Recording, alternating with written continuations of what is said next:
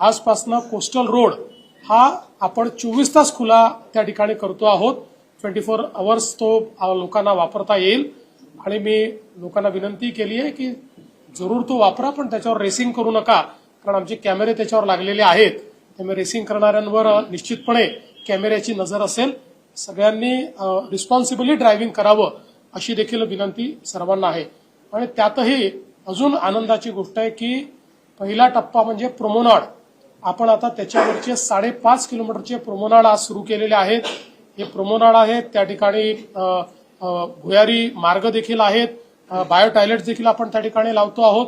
त्यामुळे आणि सायकल ट्रॅकही तयार केला आहे.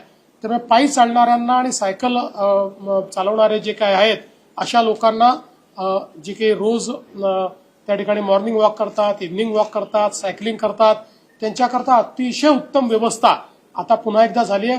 खरं म्हणजे या कन्स्ट्रक्शनच्या पिरियडमध्ये मरीन ड्राईव्ह असो की वरळी असो, लोकांना त्रास झाला, वॉकर्सला त्रास झाला, पण आता त्यांच्याकरता अतिशय उत्तम व्यवस्था होते. आणि लवकरच आता उरलेला जो सगळा महत्वाचा भाग आहे त्या ठिकाणी गार्डन्स जे आपल्याला तयार करायचे आहेत, उद्यानं जी तयार करायची आहेत, हिरवळ जी तयार करायची आहे, त्याच्याही कामाला सुरुवात आम्ही करणार आहोत.